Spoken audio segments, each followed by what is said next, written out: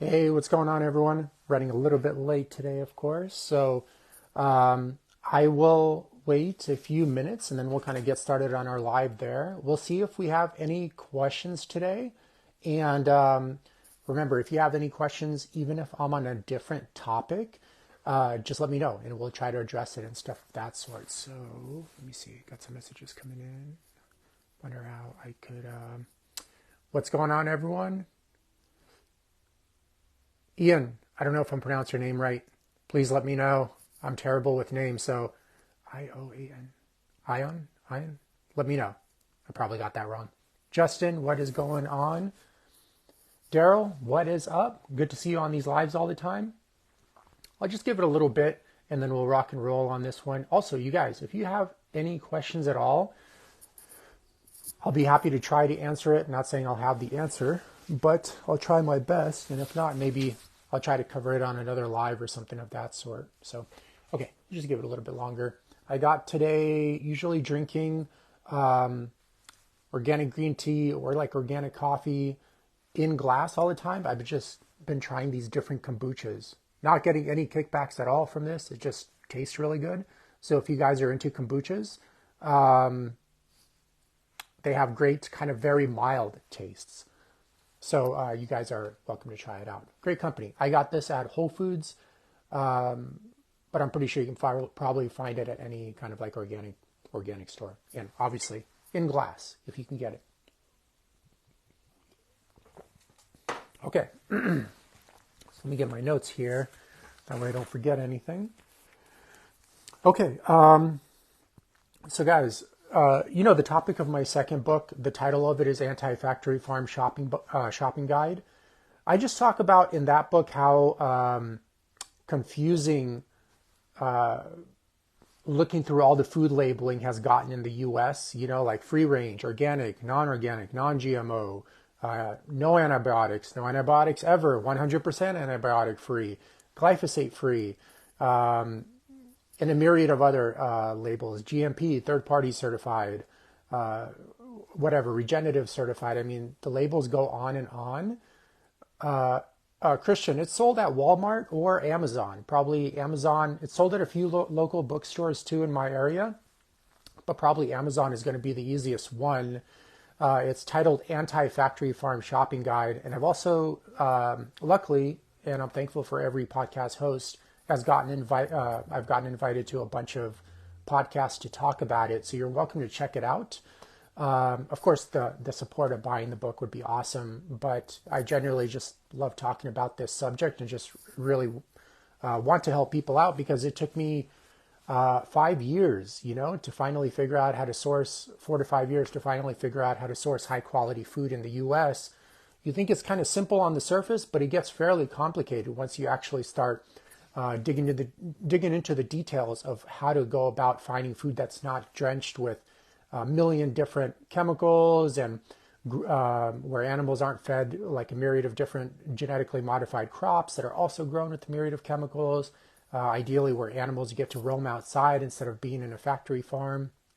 Actual vegetables and fruit that are actually grown in the soil, which is kind of how it's supposed to be instead of kind of like these hydroponic matrix looking containers. So I'm going to talk a lot about that here actually today and going to try to summarize like 5 years of research. And I'm still even doing it. I'm doing a research project at Michigan State University with Dr. Jason Runtree right now on nutrient density and farming practices and how those farming practices impact the nutrient density of the food and thus impact the quality of your health, right? Because if you guys think about it, and I got this from Nisargadatta Maharaj, I believe, your whole entire body is made out of food, right? That's it. If you think about it, like basically, let's start way before birth. Semen production requires food, and the ovary production requires food, right? And then when the egg is fertilized, the baby or the fetus there requires food to keep growing. Then the child is, comes into the world, and it requires food to keep growing, all the way through adulthood. and then it requires food to also kind of sustain itself through old age. And then it dies, it goes into the ground. Then it becomes food for bugs, insects, the soil food web basically, which becomes food for plants, other insects, birds, etc., etc. And then those plants become food for various animals. Then we eat those animals, etc., etc. And you can see how it kind of goes into full circle. And pretty much like everything is made out of food. So obviously, if you're sourcing poor quality food, it's going to impact like how you look, how you feel, how many health issues you have throughout your life, etc., etc. So the sourcing is very, very important, and a tremendous amount of people fail at that level because it simply goes under the radar of most people. And I mean, and I would say pretty much 90%, 95% of people in the U.S. epically fail at that level, not just like minor failure, just epically complete disaster across the board. Because right now we have like 9 out of 10 Americans that are metabolically sick, 90% of the population, which is pretty crazy if you think about it. And then if you also kind of think about it long term, I think 75% or 80% of people, personal bankruptcies happen because of health issues. Okay. And if you take into consideration that 9 out of 10 people right now are metabolically sick, and 80% of personal bankruptcy issues happen because of health issues, you can see there's a looming disaster for our country right around the corner if we don't kind of change course on the ship, right? And it's so easy to do when you know what to look for. And I'm, once again, going to cover that on the live here. So it's no longer an information issue for you guys. If it still remains an issue after that, it's moreover just some kind of mind virus that unfortunately has inflicted the person and doesn't allow them to participate in health conscious choices in life. Like they stress eat, they use alcohol to dissociate, or other medical drugs or stuff of that sort. And then there are obviously deeper issues that need to be resolved at that level, because it's always important to meet the problem at the level of the problem, right? That's key, and that's a huge common theme of this year that I had in the group. So if, for example, you are constantly stress eating to cope with a relationship you don't want to be in, or an overly stressful and demanding job schedule, and you just have to understand that you have to correct it at that level. Another nutrition program or boot camp or a medical drug or whatever isn't going to help you. It might help you short term for sure, but it's moreover then a symptom management approach, because you're not meeting the problem at the level of the problem. It is so important to understand that phrase, and it will save you so much pain and suffering and confusion throughout your life. It unfortunately is a tough strategy to implement because it requires a lot of introspection, which a lot of people just don't have because they're in a very myopic state in general. And ironically, the people living in a myopic state need it the most, but they're least likely to implement it, unfortunately, because they're just basically in survival mode, right? And the only honest way for them to create change is probably just to hire like a mentor to instill a new belief system into their existing mind virus, because you can't solve a problem with the same belief system and behavioral patterns that led to the problem, which is what unfortunately a lot of people also keep trying to do. And at times, no absolutes, of course, and there are rare circumstances where that is successful, but most of the time it's just, you can't, once again, it's simple as that. You can't solve a problem with the same belief system that led to the problem. And that's, you got to be humble, to accept like, hey, I don't know what I'm doing and I need to reach out for help, et cetera, et cetera. And a lot of people, unfortunately, their ego doesn't allow them to do that, but that's why they continue to suffer year after year. And then unfortunately, everyone around them suffers, because if you're not showing up to your fullest and happiest, obviously that energy is going to be taken in by everyone around you as well. So it's like a huge negative ripple effect. So something to consider, okay? But let's kind of cover this guy. So basically, we're going to talk about how to reboot your nutrition system, right? And actually figure out how to source the highest quality of food in the U.S. to optimize your mental and physical health and aesthetics as well. And going back to what I said in the beginning, just remember everything in your body is, including your mind too, is made out of food. So how you source that food is so pivotal and important. And the first step that's really going to produce amazing results that a lot of people, and I'm talking about, when I say a lot, I mean like 95% of people need to do, is admit that they don't even know what healthy eating is. And if they did, it's very simple. They wouldn't be overweight. They wouldn't pretty much need almost any medical drugs. They wouldn't have random skin issues or hair issues or poor quality hair, et cetera, et cetera. So that is hard for a lot of people to do for some of the reasons I mentioned previously, but it's also extremely difficult for people to do because American culture has normalized mental and physical illness. And it's so common. It's so common. You see it everywhere. Like today is the weekend. Go ahead and step outside anywhere. Go literally anywhere and try to prove me wrong. And just look around, and pretty much almost every single person you see is full of obesity, misery, and disease, and probably medically drugged up to the nth degree, just maxed out on drugs.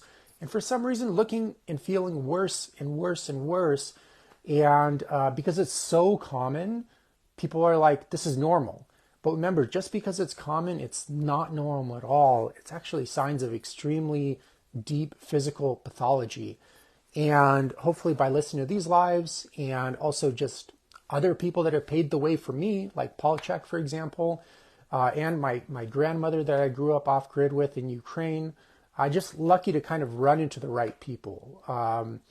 Coincidentally, but a lot of people just don't have those role models. They look at, simply because of a survival mechanism of the central nervous system, they always look at their surroundings and try to mimic those surroundings, right? Because the whole purpose of the central nervous system is just to get you to survive better in the external world, and that's it, right? That's the whole entire purpose of the central nervous system. And you can try this exercise with yourself this weekend, and you can tie pretty much literally every single motivation you do in life, anything, back to survival, okay? Oh, why did you go to college? Oh, I went to college so I can get a job and pay my bills well, and also maybe have a prestigious job and be respected by society more, and be respected by my peers more, and have a chance of meeting someone and starting a family with them or whatever. Why do you need all of that? It just goes back to survival. Even kind of enlightenment or spiritual or religious paths. Oh, I need to, become enlightened so I could understand the world better, so I can move more freely through it and not have so many emotional blockages, and I can learn more, and then I become like a super expert, and everyone will seek my advice and respect me, and I'll be able to make more money. Why do you need all of that stuff? Just so you can survive better, okay? And literally anything you do is always tied back to survival. There's really not that much, not anything really magical about it.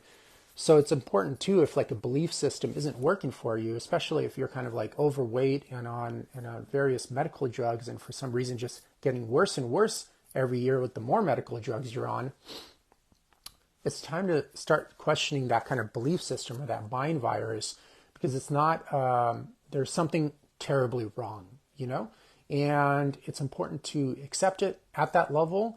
It might be painful. It might be tough to fix initially, but it will help you long-term a tremendous amount.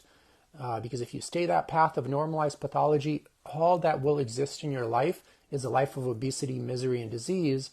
And unfortunately, there's not that great of people you're going to attract into your life either, because energy attracts energy, and if you're putting out like a lot of sickness, it's just going to kind of probably attract the wrong people too, or just repel people from you as well.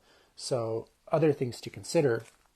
So that is the first step, just to really admit that you don't know what healthy eating is.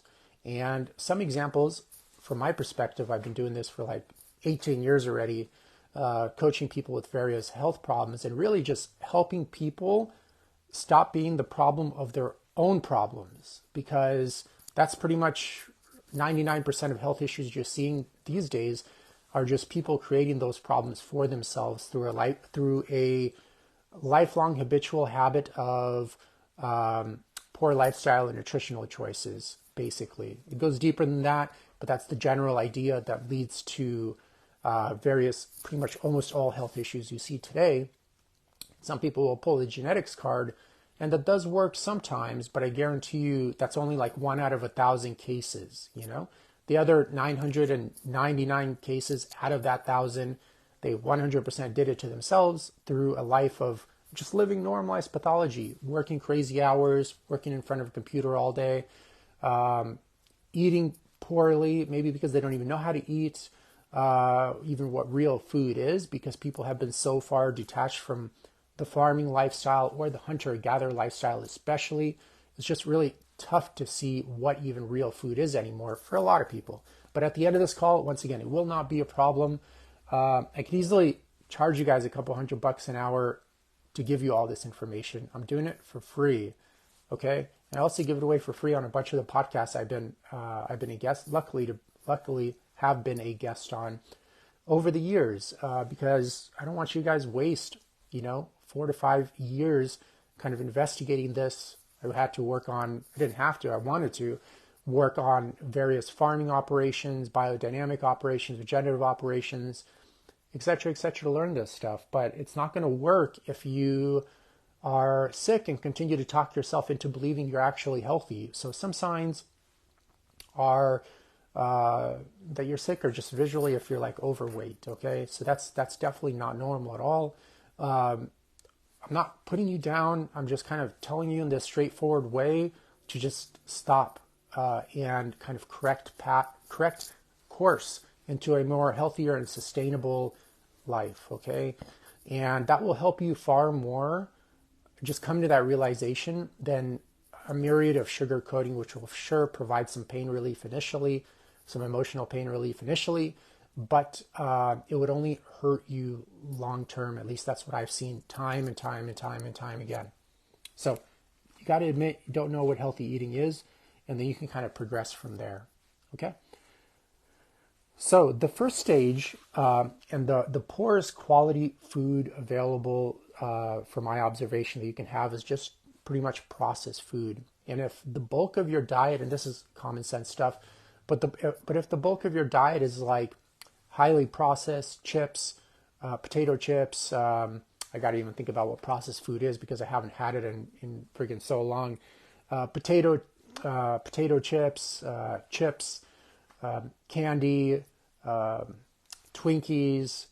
I would even say in this category also, if fast food is a staple of your diet, I would say even if you're eating at like McDonald's or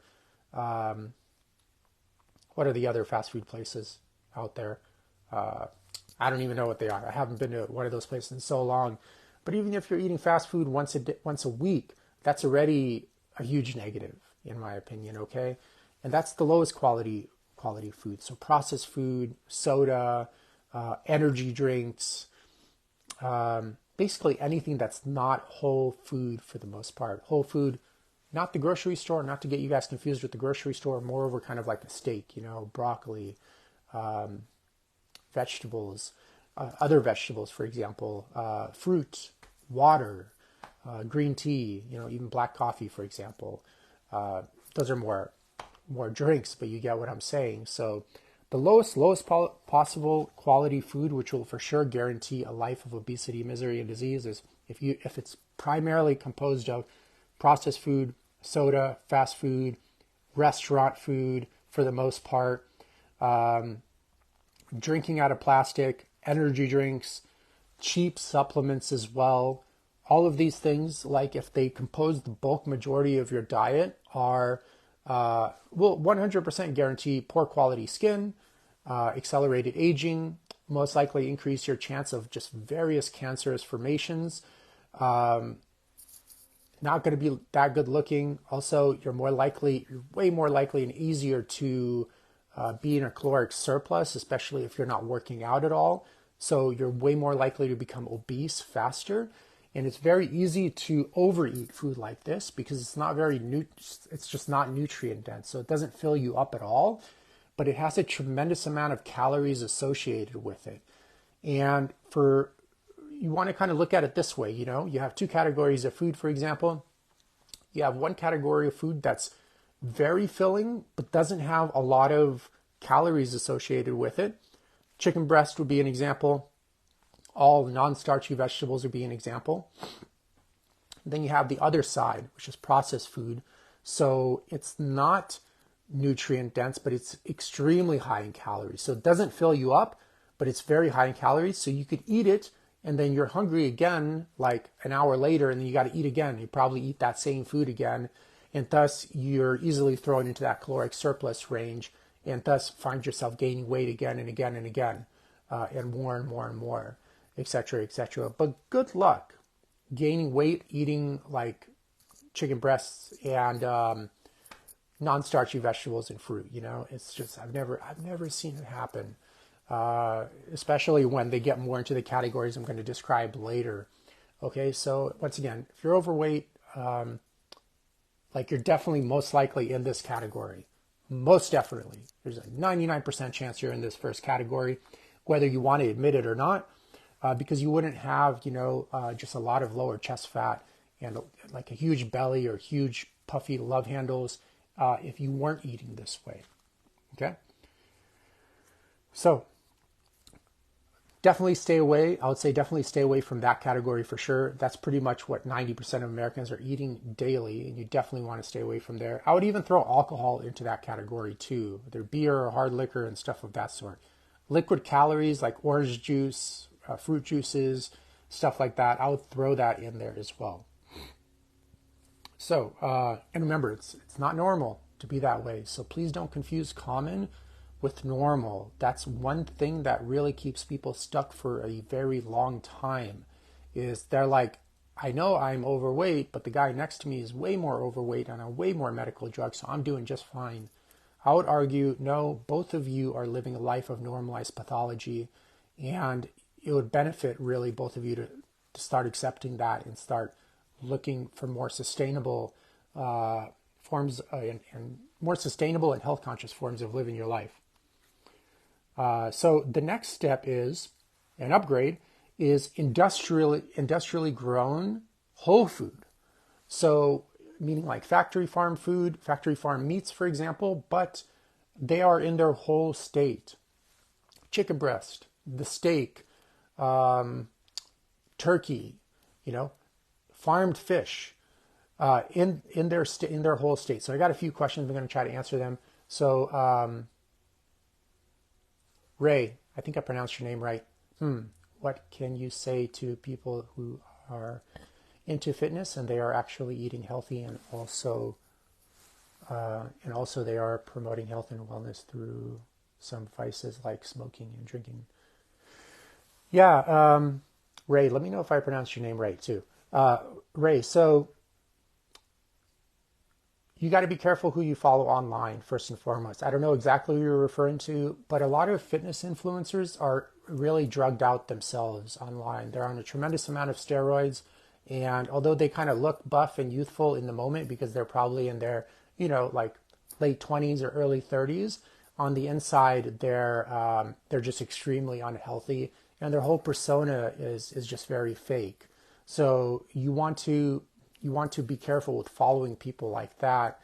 I don't want to just promote myself on here, although this is my channel, obviously. I would follow more like health conscious people, like, for example, some people I like to follow, like Paula Chek, Jator Pierre. I'm just kind of spacing out. There are a few nutrition themed.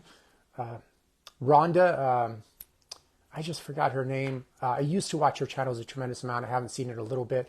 I'll paste them in the bottom, in the comment section, because I don't want this just to be all about me.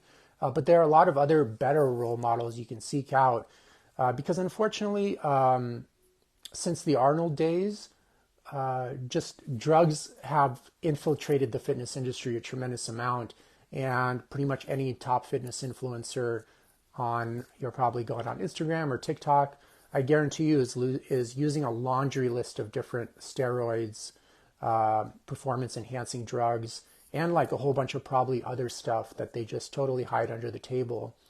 And I wouldn't follow these people for health advice at all, because they're just very mentally troubled themselves. So and yeah, I hope that answers it. And a lot of times, remember, it's like a show for these people. You know, they're trying to get clicks and likes. They're not necessarily giving out good information.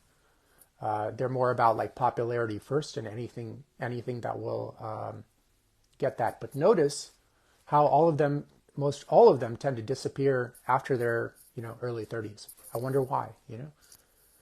So Daryl also asked, I think the focus should be more on feeling better in the body. I mean, the actual condition of your well-being is more important than speed away to a good physique. Yeah, for sure. And you can't feel better with eating shitty food, for sure. So that's one of the variables, and that's one of the topics of today. But true, you just got to go off your how you feel at the end of the day, instead of like how you look. But from my experience too, except for that rare example that I mentioned, like people can use a lot of anabolics and look good for a shorter period of time. But you'll notice once they start hitting their mid-30s, they start looking pretty damn terrible. Most of the time, if they are healthy on the inside, mentally and physically, it will shine on the outside as well, okay? Because oftentimes the person's external appearance is just representative of their internal state. Like personally, I've never seen anyone that was genuinely, honestly happy in their life and are overweight and on various medical drugs. I've never seen that happen. So my argument is like, if people that are happy and healthy aren't on medical drugs, why not focus on being happy, how to be happy and healthy, so you don't have to take medical drugs instead of taking medical drugs, and probably not even attending to those other two altogether, because oftentimes, unfortunately, for 99% of people, medical drugs is all they get, and they don't get coaching on how to do cognitive behavior therapy and change the person that's causing the disease. And if you don't change the person that's causing the disease, don't be surprised if the disease never freaking goes away and the person just develops more symptoms, or their original symptoms just get worse over time. It's just, it's such common basic health advice. And this is actually how healthcare used to be. But unfortunately, these days, it's all about the revolving door model. You get into your doctor's office, they chat with you for like 5 minutes max. I think the average amount of time that the doctor has with the typical patient upon first meeting you is like 5 minutes. And then they diagnose you, and then they treat a symptom with a drug. And then out the door you go. There's no follow-up. Like I'll see you 3 months later at best. And there's no follow-up. There's no behavioral change coaching. And again, you can't solve a problem with the same belief system that led to the problem. That's just so silly to think that something like that can happen. And unfortunately, the only solution for pretty much all people, because they're not good at taking initiation and self-action, is they do have to hire a coach. And a lot of people won't do that, unfortunately, because they would, once again, rather spend their money on non-essential expenses and the exact expenditures or activities that are leading to their life of misery and obesity. I mentioned this many times, like the average American spends $8,000 to $16,000 a year on like eating out, alcohol, travel, subscription services, whatever. And I've had clients spend way more than $16,000 as well. That's kind of, I would say, a lower end for a decent amount of people. And then they're like, well, I don't have money for a coaching program that's like $3,000 to $4,000. And that's on them, okay? And once again, that's that mind virus. Is that kind of thinking is what led them into all their obesity to begin with. So obviously, it's no surprise that they're still thinking that way and still very mentally sick, unfortunately. Or buy a book on self-coaching. Yeah, I always say becoming your own mechanic is powerful too. But like I said, most people will not have the self-discipline to do that, and are already so far gone in various aspects of life that it's going to take a tremendous amount of willpower and a tremendous amount of pain that they're trying to avoid to create that change. In that situation, it would work if they had some kind of health crisis, most likely. Stroke, heart attack, divorce, bankruptcy, serious car accident, then they finally wake up and they're like, fuck, my life sucks. And I've been living in denial and normalized pathology for so long. Now it's finally time to change. And unfortunately, too, you'll see that the bulk majority of people, even after a life crisis, still don't change. They just hop on more medical drugs and further reinforcing that life of mental illness. It's just how it is. But that's their call. And like I always say, they're doing it to themselves, and which is powerful, because if they're doing it to themselves, they can stop any time. If they don't know how to, they can just get a coach. And it's way less than what they're probably spending on just fueling their mental illness and pathology anyways. We're going to cover supplements next, actually. So anyways, the next step is, worst possible step is, once again, processed food, soda, fast food, going out to restaurants, drinking alcohol, drinking out of plastics, energy drinks, cheap supplements. The next step is industrially grown whole food. So this would be like the chicken breast, the turkey, the piece of broccoli or bell pepper. I love bell peppers and carrots. The apple, for example, or the blueberries. These are all examples of whole food. Let's just say they're in the industrial category. So industrial means it's grown in a monocrop type of environment, right? And what that means is, in terms of the crops rather, a monocrop type of environment, or monospecies type of environment as well. And that means it's like this farmer is growing just chickens, this farmer is growing just carrots, this farmer is growing just blueberries or something like that. And what happens is, when you grow, let's talk about vegetables and fruit first, in like a monocrop type of environment, it typically breeds, it typically deteriorates the soil health, right? Presuming it's even grown in soil. And as the soil health erodes, the nutrients are depleted in the soil, and the plant gets its nutrients from its roots, obviously, from the rhizosphere around the root system. And what happens then is the plant is weakened, because remember, like I mentioned, everything is made out of food in life. So the plant is weakened. And when the plant is weakened, what happens is nature sends in pests to get rid of weak plants. And that's just nature's way of getting rid of weak plants through pests, right? And obviously the farmer wants to stay in business. So as pests come in, they got to spray a lot of chemicals on that crop to kill the pests, right? And then as they spray the chemicals on the crop, obviously chemicals, synthetic pesticides, for example, are systemic. So what that means is they get soaked up by the root of the crop and become embedded in the nutritional profile of the crop. So now you're going to be eating that. Washing the crop really doesn't do that much for you in terms of reducing the pesticide buildup in the crop. And unfortunately, too, as they spray these crops, it weakens the soil even more. It usually most always kills. It throws off the bacteria to fungi ratio a tremendous amount, usually resulting in more bacteria and less fungi. And this breeds even more dysfunction in the soil food web, which the next season round breeds even weaker crops, which results in even more pests, which results in even more chemicals being used. And eventually the soil just dies and depletes completely. And that's the unfortunate truth of what's going on in farmland in the U.S. About like 50% of it has been depleted just since 1950, which is kind of crazy if you think about it. And if you also think about it, if you look at the world, I got this from a book a long time ago. I forgot exactly, Teeming with Microbes, I think it was. I forgot the author's name. But if you look at the globe, 70% of it is ocean, right? So obviously you're not farming anything there. Out of that 30% remaining, half of it is just not farmable for one reason or another. It's too cold, ground is too slanted, or like a myriad of other reasons. So you're left with 15%. And out of that 15%, half of that is taken up by huge metropolitan areas, which are typically grown in the most fertile of lands. Okay, so you're left with 8%. And that's it. That's all you got to farm food for the whole entire world, basically.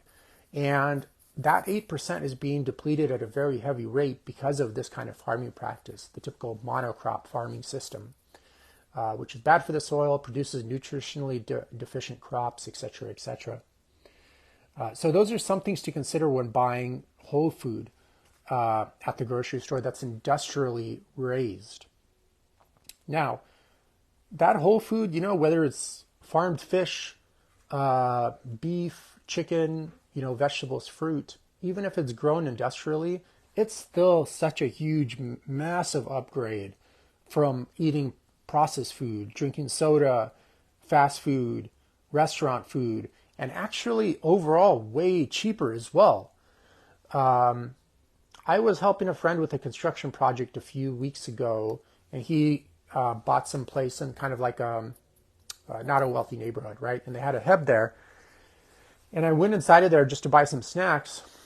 And I saw like everyone there was obese, obviously, unfortunately. But I look at their cart and it's just filled with junk and it's expensive. They had cakes, frozen waffles.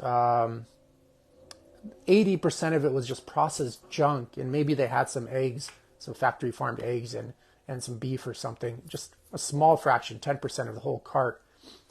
And, they ring it through the checkout aisle and it's like a few $100, But the average, let's say 2,000 calories a day, if you're just eating like whole food, like the chicken, the vegetables, etc., the banana, it's like $7 a day, I don't know what that is per year, but it's definitely 100% affordable and way less expensive than all that processed junk, especially when you get to calculating the amount of nutrients you get per dollar. Then it's a no-brainer because a lot of people think they have to be rich to be fit. Not the case. Being fit is really inexpensive. Being obese is really costly, directly and indirectly, socially, physically, mentally, spiritually. It's just so much more costly in it's in every single possible way, especially when I mentioned that, 70-80% of people that file personal bankruptcy in the U.S. do so because of health reasons. So, and once again, 9 out of 10 Americans right now are metabolically sick. So there are pretty much no healthy people pretty much anywhere you go in America these days, which is frightening. It's so scary. And the scariest part of all is people seem totally okay with it. Totally okay with it. They've been living this way for so long.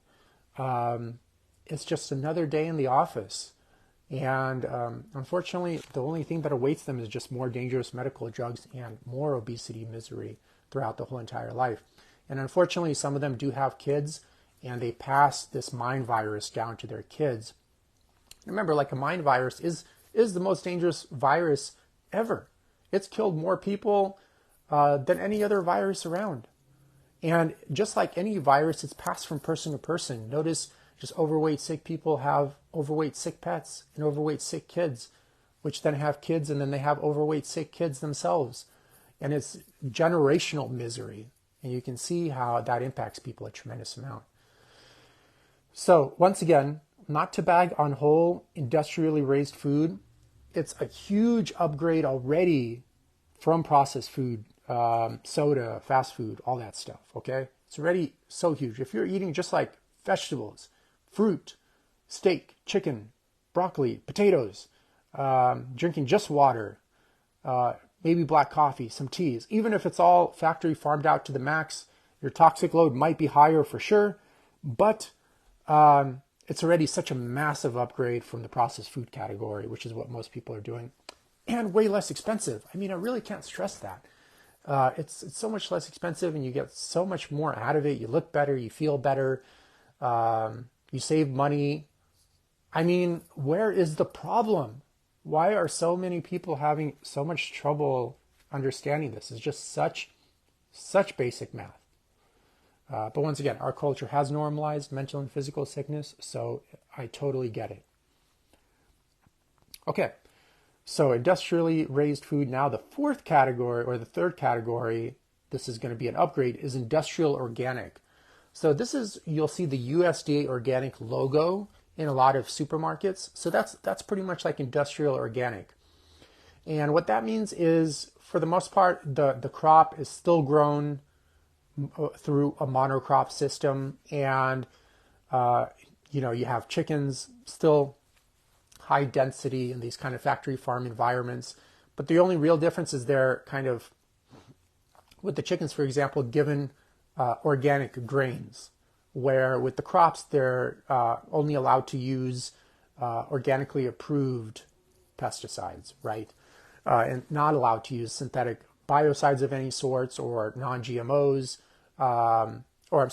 genetically modified organisms, not allowed to use antibiotics, not allowed to use steroids, beta agonists, and the myriad of other drugs that could be used, or chemicals that could be used in food production. That's what the USDA organic logo means. So basically, it's non-GMO. They don't use synthetic biocides. They don't use antibiotics. They don't use steroids. They don't use beta agonists. Okay? And that's really it. And for the most part, there are no absolutes. There are some companies that are USDA organic certified that cover way more than that. But generally speaking, if you find it at the supermarket level and you see that logo, that's really all it covers. And it's still important, because that means you're not getting exposure to glyphosate and you're not getting exposure to atrazine, which are two chemicals that I definitely don't want in my food. And if you buy USDA organic certified, you're not getting those in your food, okay? But the nutritional quality of the food, although it's way better than the processed food category, right? It's still roughly the same as the industrially grown agricultural food we just covered recently, with all the chemicals and stuff like that, the nutritional profile. So also, one thing to consider with the industrial organic certification is the vegetables and fruit might not even be grown in the soil, and it's the same as the industrial. So industrially grown but not organic, and industrially grown but organic, there's a high chance that the fruit and vegetables are hydroponically grown, and that means they're not grown in soil, okay? Now, what's the problem with that, right? So, I mean, in short, the plant gets all its nutrients from the soil, from basically uses its root system, because unlike us, right, we've got arms and legs, we can chase after the food. The plant's really not going anywhere in the meantime. It might spread its roots to a certain extent, but it takes a long time to do that, even at that. So it relies on the soil for its nutrients. And if you look at the bigger picture, I mean, the Earth has been around for, like 5 billion years or so. And the solar system has been around for a few more billion years. And then the universe has been around for 12 or 15 billion years. The numbers keep changing. I don't really keep up with it. But it took that many billions of years, the universe to form, the galaxies to form, the solar systems to form the planet Earth. And then planet Earth for 5 billion years of very complicated changes, and over, 5 mass extinctions. There have been 5 phases where there's a bunch of life on this planet, and then it all died out, and then a bunch of life came about again, and then it all died out, and you did this 5 rotations. So through all that complicated evolution, you have the soil that we have today that gives rise to the crops we have today, And what hydroponics does is they just grow it in a container in some kind of IV drip, liquid drip, right? So obviously you're going to be missing out on quite a bit of phytonutrients when it's grown in that kind of system, for sure. There's a place and time for that kind of system. It's above this kind of video. It's not very relevant. I'm not against it. There is a place and time to use hydroponics, but it's not something I would rely on a regular basis for sourcing vegetables and fruits. Now, having said that, it's still way better than processed food. Way, way, way better. Huge upgrade compared to processed food. So if you can do it, even if it's not organic, just really load up on those fruits and vegetables at the grocery store. Fairly cheap too. And once again, it's just a way huge, big upgrade compared to, once again, eating processed food, fast food, restaurants, and just way cheaper too, compared to those. So the next category upgrade, if you want to go even a level above industrial organic, let me grab a sip here. Kind of getting thirsty.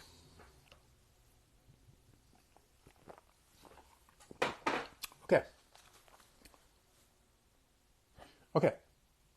So the next category is biodynamic or regenerative, okay? So this is no longer a monocrop where you have this guy growing all carrots, this guy growing all whatever, lettuce, etc., etc. Biodynamic, many biological organisms, right? So in these operations, you typically have animals, right, mixed in with crop production in a crop rotation type of system. And typically, they're self-reliant to a large extent too, or some of them, they do it really good completely. So, for example, one example of a regenerative farm, let's say you have cattle, right? Some companies you can check out as a great example is number 5, barbeef.com, leafycreekfarm.com, azgrassraisedbeef.com. For a broad umbrella coverage, you can go to americangrassfed.org, scroll to the bottom, click on the interactive map, and it'll show you all of the regenerative, legit grass-fed farms in the U.S. that you can purchase from. You can get in touch with these companies directly and not have to go through a supermarket. And one example of regenerative operation is you have cattle. Cattle, they're herbivores, right? They eat a bunch of grass. And they eat grass on this plot of land over here, right? For X amount of days. It depends on the grazing practices and a couple of other variables. And then once the grass is depleted, you move them on another patch. They eat there for a while. Once the grass is depleted, they move there on another patch. As they're eating, they're also pooping, peeing, using their hooves to stamp on the soil. And this is all just natural fertilizer. This is just food for that soil ecosystem, okay? That soil food web. All those bugs, there are trillions of them in there, love this stuff. And the more of that natural fertilizer and just natural food they have, the stronger they will become. Thus, the more grass will grow, and the cattle eat that grass. So see, they're producing their own grass. And then as you rotate them through a couple of different plots of land, the initial one they're on has grown back now, and you just rotate them right back to that one. So you can see there's no inputs required. It's very sustainable. It's actually good for the soil and brings carbon back into the soil.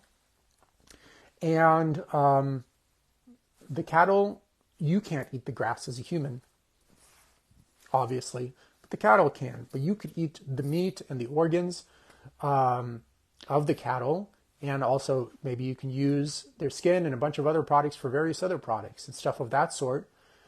And so you're basically taking a non-digestible form of food, for humans at least, the grass, and converting it into meat protein, which is very rich in various nutrients, and eating that. And that gives you life. Remember, everything in our body is made out of food, right? So if you're eating shitty food, don't be surprised if, you look bad and you feel bad and stuff of that sort. And that's one example of regenerative farming, okay?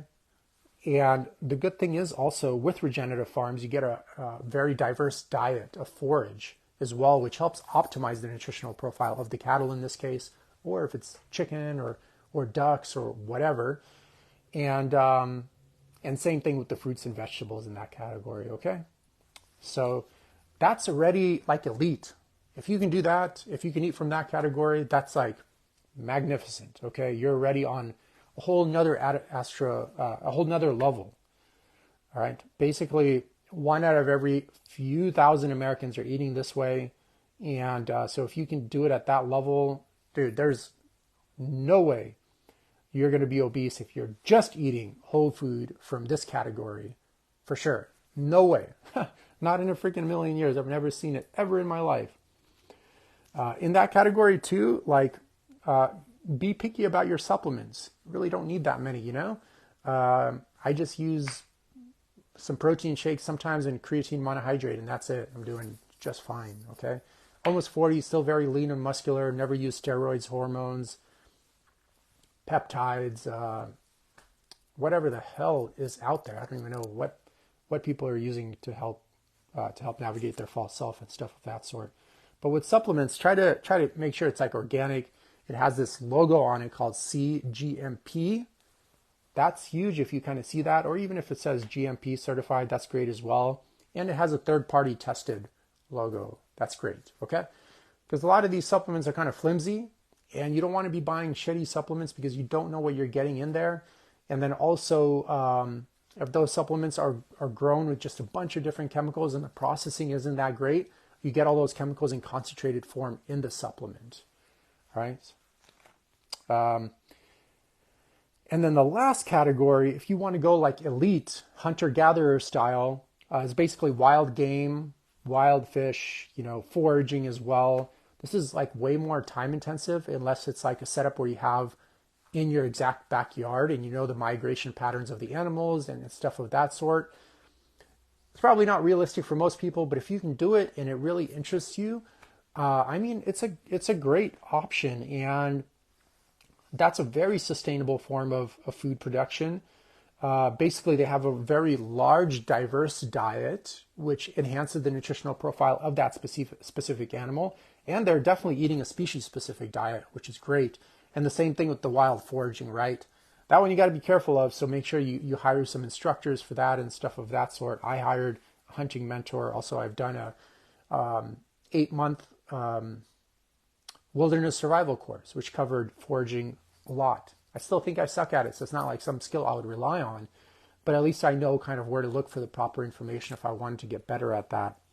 But if you can do it, if you can source that stuff for sure, like, dude, you are on elite, like platinum elite, doing extremely well. And that's basically the categories. You're welcome to stop wherever you feel is necessary for your life goals. And the good news is all of this information works for anyone. If you want to be like a vegetarian, go for it. The sourcing information here is all the same. If you want to be a carnivore, go for it. The sourcing information here is all the same. Or like I like to have an omnivore diet. It's like a mix of a whole bunch of stuff and a larger variety, especially a large variety of fibrous foods, just to keep that gut healthy and also keep regular. I still go here. Like basically I do get probably like, I don't know the exact number, but maybe 20% of my food from industrial organic, and then pretty much 80% of it from wild game, wild fish, foraging, and also biodynamic and regenerative farms. Okay.